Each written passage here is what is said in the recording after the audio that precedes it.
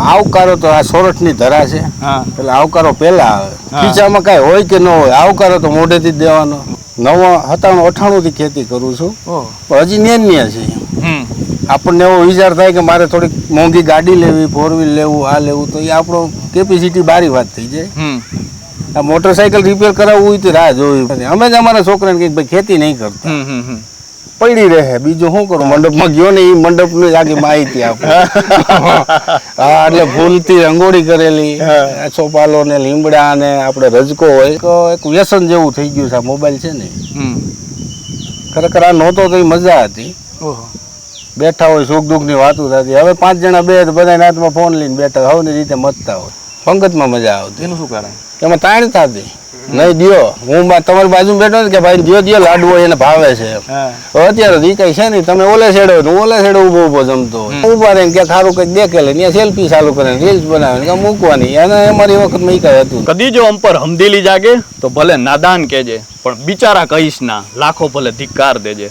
હાલ આપણે સોરઠની ભૂમિમાં છીએ અને અત્યારે જોઈએ તો વરસાદી માહોલ છે તે જામવા જઈ રહ્યો છે. ધરા છે તે વરસાદી માહોલના કારણે ક્યાંક ને ક્યાંક ઓવારણા લઈ રહી છે એ વાદળાઓના અને વરસાદના. ત્યારે હાલ આપણે વાડી વિસ્તારમાં છીએ અને અહીંનો જે આવકારો છે તે તમે અહીં સોરઠની ધરામાં આવો ત્યારે જ તમને કદાચ જાણવા મળશે. ત્યારે એક કાકા આપણી સાથે જોડાઈ ચૂક્યા છે, તો આવો તેમની સાથે જ વાત કરીએ. શું નામ છે તમારું?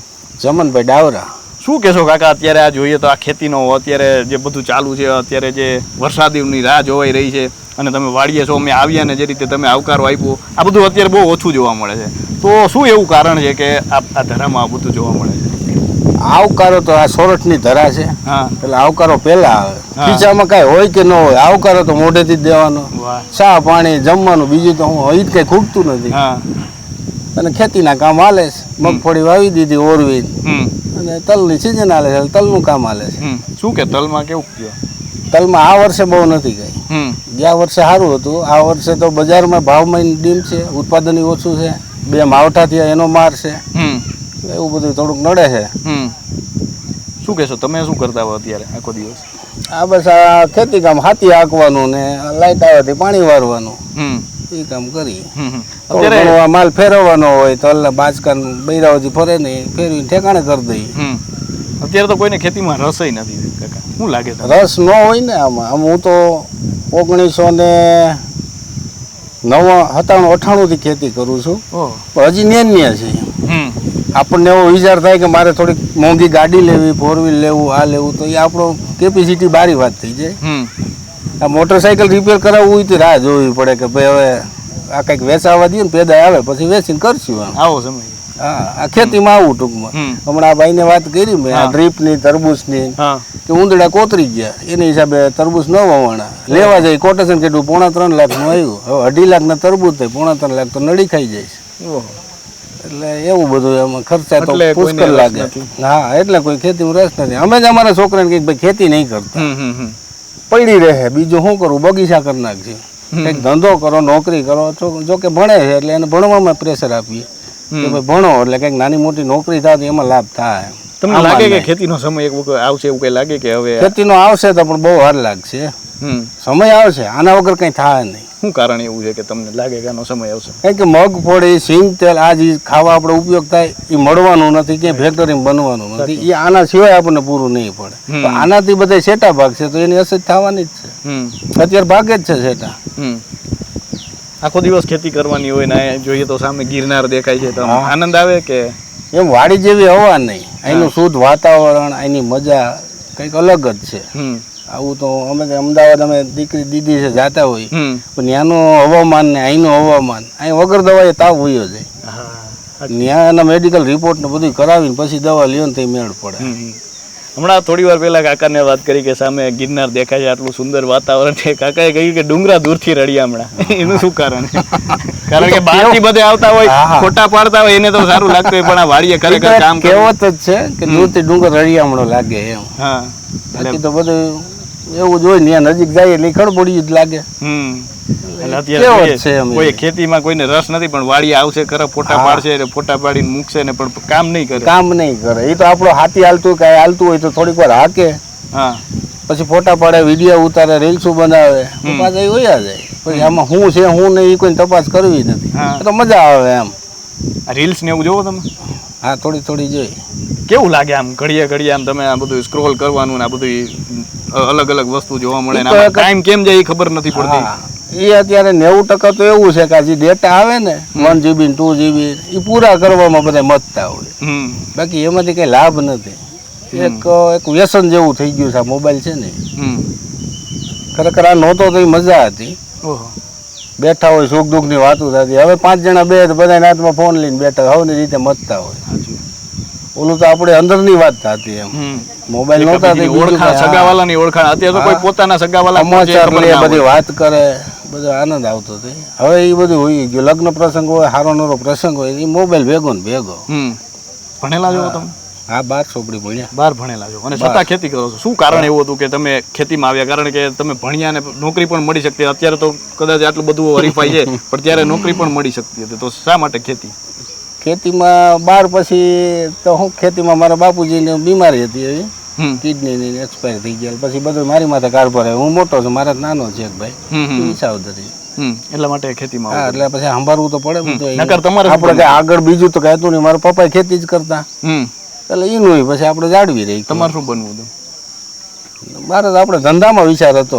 બીજું કઈ નોકરી કે ગવર્મેન્ટમાં પ્રેશરમાં ક્યાંય નહીં. કા એનું શું કરે? નહીં, કોઈના દબાણ નીચે કોઈ જિંદગી જીવન નથી, જીવન થતી નથી. પછી જોઈએ કાકા અત્યારે લગ્ન થવા માંડ્યા. અત્યારે તો જોઈએ તો આટલું બધું મંડપ છે, આટલું બધું આવી ગયું ને આ બધું ખૂબ ખર્ચો. કદાચ માણસ ધારે ને એટલો ખર્ચો કરી નાખે. પહેલાના ખર્ચા થતા તો એ પહેલા જે લગ્ન થતા એમાં ને અત્યારમાં આમ શું ફેર લાગે ને? પહેલાના તમારા સમયમાં જે લગ્ન થયા, તમારા લગ્ન કેવા થયા હતા? અમારા લગ્ન હાવ સાદાઈ થઈ. શું હતું એમાં? મંડપ આ નાનો મંડપ ઈ કેવો કે આપણે રજકો વાળી વાવ્યો ઈ, આ લીમડા છે ઈ, આસોપાલોના તોરણ એનાથી. આવો અત્યારે રેડીમેડ મંડપ આવે ઈ નહીં. હા, એ રીતનું નીચે આઈતે ફૂલથી રંગોળી બનાવેલી. મારા જ લગ્નની વાત કરું, બીજાના નથી કરતો. હા, હું જે મંડપમાં ગયો ને એ મંડપની આખી માહિતી આપું. હા, એટલે ફૂલથી રંગોળી કરેલી, આસોપાલો ને લીમડા ને આપણે રજકો હોય ઢોરને નાખવાનું હોય ને આવડો થાય એના પૂણીઓ બનાવીને એની થાંભલીઓ ને એવું બનાવી એની ડિઝાઇન કરેલી બધી. હાવ સાદાઈથી. એનો કોઈ 5,000 કે 10,000 કે 20,000 ભાડું નહીં. એટલે હાવ નોર્મલ લગ્ન થઈ જતા. અને જાન છે ગઈ હતી?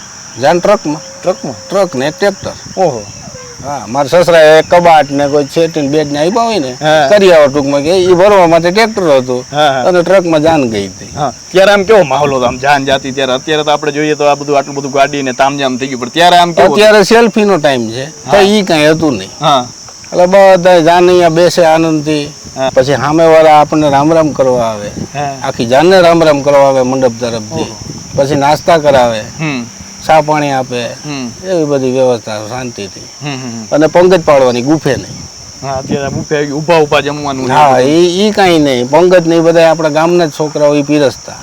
અત્યારે કેટરસ વાળા બહાર થી આવે ઈ કોઈ નહીં. ઈ પંગતમાં મજા આવતી કે અત્યારે મજા આવે?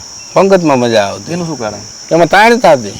નહીં દિયો, હું તમારી બાજુ બેઠો કે ભાઈ દિયો લાડવો એને ભાવે છે. અત્યારે ઈ કઈ છે નહીં. તમે ઓલે છેડો, હું ઓલે છેડો ઉભો જમતો હોય. કઈ તાણ કર્યું? મેનુમાં હાવ સાદું, રસપુરી હોય, શ્રીખંડપુરી હોય. હા, એ જ હતું. બીજું કઈ આવા આટણ જે છે એવા નહીં. કઈ ચાઇનીઝ બ્રેડ ને ઓલી બ્રેડ ને એવું કઈ નહીં. બહુ સાદું સિમ્પલ હતું. અત્યારે સ્વામીની રોટલી કહેવાય એ હોય, ઊંધિયું શાક હોય. અત્યારે લવ મેરેજ ને એવું પ્રેમ લગ્ન, ત્યારે લગ્ન પછી પ્રેમ થતા, અત્યારે પ્રેમ લગ્ન એ બધું તમે કેવું લાગે આમ જોવો તો? એ ખોટું જ છે. પ્રેમ લગ્ન છે ને એ ખોટા છે. એ લાંબુ હાલતું નથી. જે લગ્ન કરાવેલા અરેન્જ મેરેજ એમાં શું ફાયદો? તમને શું લાગે? તમે જે એમાં બે પરિવારનું મિલન છે.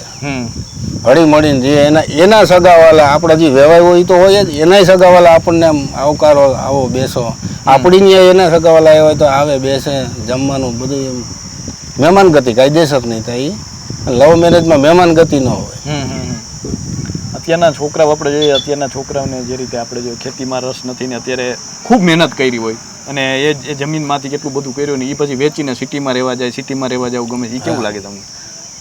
એ એક અત્યારે આ સમય એવો છે કે ખેતીમાં દીકરી દેવી નથી એટલે સિટી તરફ વળ્યા છે.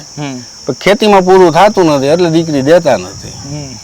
બરોબર. અત્યારનું થોડુંક નોલેજ છોકરાઓનું એવું છે, એને બહાર હરવા ફરવાનું એ બધું આમાંથી પૂરવા નથી થાય. એમ તો શું કરવું? એટલે પછી સિટીમાં જોયા જાય એટલે ત્યાં રવિવાર કે શનિવાર ફ્રી ટાઈમ હોય તો જરીક હોટલમાં જમી આવે કે ભવનાથમાં બેસી આવે ગિનાળમાં એટલે બધું એને સેટિંગ આવી જાય ને એને ફાવે એમ. તમે ફરવા જતા લગન થી નહીં કોઈ દિવસ નહીં. નહીં કા એક ટકો નહીં બસ છે નહીં નીકળવાનું. સરસી મારું છે સસરા ત્યાં નીકળવા નહીં મને. એ અમારી ઘેરેથી એ લોકો નહીં. કેમ એવું કેમ? એટલી મર્યાદા આવી કે નહીં આપણે લગ્ન પહેલા ત્યાં જવાનું જ નહીં. આમ કે ફરવાને એમ જતા નહીં દેવ દર્શને કેમ? ક્યાંય નહીં. લગ્ન પછી બધે લગન મોટરસાયકલ હતું ટૂટુડી લઈને બે ઉપડીએ. ઓહો રામનાથ જઈ આવીએ બિલકા પાસે નજીકમાં બહુ છે.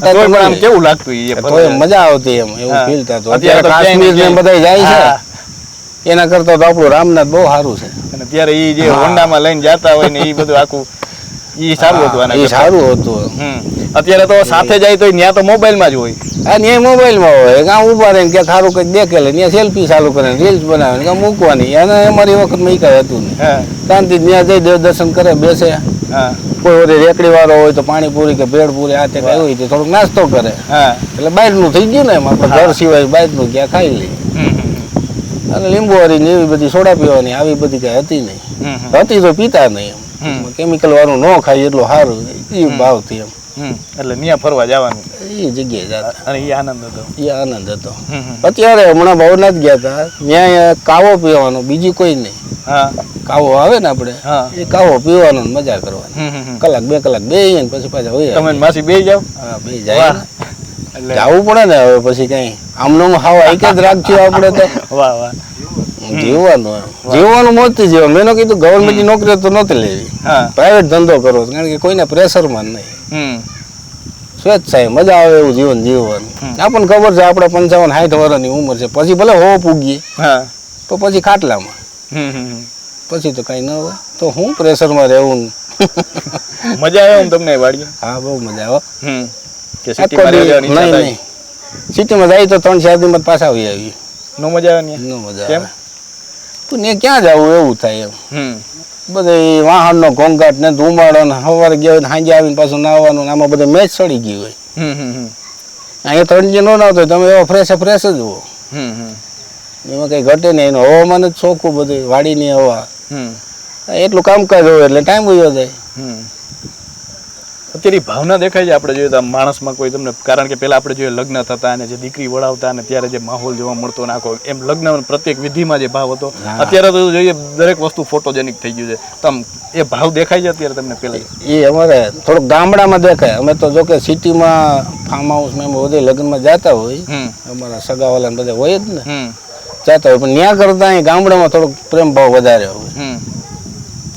વિદાય ટાણે ને એવા બધા પ્રસંગ આવતા હોય ત્યારે જે ગામના લોકો આપણે મહેમાન એ બધા આમ શાંત થઈ ગયા હોય. હા ત્યાં આપણે સિટીમાં જે આમ અડિયા પાટી હોય ને વિદાય હાલતી હોય એની રીતે ને ઓલા બધા એની રીતે એવું અહીંયા ન હોય. કેવું હોય દીકરી વિદાય થઈ ત્યારે કેવો માહોલ હોય ગામડા? માહોલ ગંભીર હોય એકદમ હાવ શાંત. અને દરેક જાણે બધાને એને એમ થતું હોય કે અમારી દીકરી વિદાય કરે ને એવો માહોલ હોય. આજની તારીખે પણ? હા આજની તારીખે. મારે ગયા વર્ષે જ મારી દીકરી લગ્ન ત્યાં અહીંયા જ હતા મેરેજ નું બધું કામકાજ આપણી વાડીએ જ. ગામના અમારા અહીં વ્યવહાર સિસ્ટમ હોય. આખું કુટુંબ હાગમટે હોય બધા હોય. પછી ગામની અંદર બીજા કુટુંબ હોય પરિવાર હોય બધા હાજર જ હોય એમ. એવા પ્રસંગમાં બધા હાજર હોય. જમીન વયા ગયા હોય પણ પાછા પૂછતા જાય કે વિદાય કેટલા વાગે? 3 વાગ્યાનું મુહૂર્ત છે એટલે એ 2:30 વાગે પાછા આવી ગયા હોય. એ વિદાય થઈ જાય પૂર્વ બધા મહેમાન વયા જાય પછી નિરાયતે બધા ગામના લોકો હકે જાય એમ. પછી અમારું ખેતી વાળું ને ઢોરનું ગાયું ભેંસું ને એવું બધું હોય એટલે એને નીણ પૂરો પાવાનું બપોરે હોય એટલે એ પાઈ કામ કરીને પાછા આવી જાય. તો ઓલા લોકો જમીન ને બધું ફ્રી થઈ ગયા હોય પછી પાછા આવીને બેસે. તો જે રીતે કાકાએ વાતો કરી એમ થાય સાંભળ્યા જ રાખીએ. અને આ સંસ્કૃતિ છે જે હજુ ધબકે છે. ખોટા ખર્ચા, લોનના હપ્તા અને ગળાકાપ સ્પર્ધાની વચ્ચે ક્યાંક તમે એક ધબકે છે ગામડું ત્યાં તમે આવો તો આજે પણ એ ભાવ છે તે તમને જીવતો જોવા મળશે. અને અહીં તમે આવીને જે કહી શકાય કે જે ભીતરની નાળ છે તેના સાથે જોડાઈ જશો. અને એક વખત આ સોરઠની મુલાકાત લો ત્યારે અહીંના લોકો સાથે ચોક્કસ વાત કરજો કારણ કે અહીંની જે ઉજળાશ છે તે તેમના પ્રત્યેક શબ્દમાં જોવા મળશે. તો અત્યારે બસ આટલું જ. ફરી મળતા રહીશું વાત ગુજરાતી પર.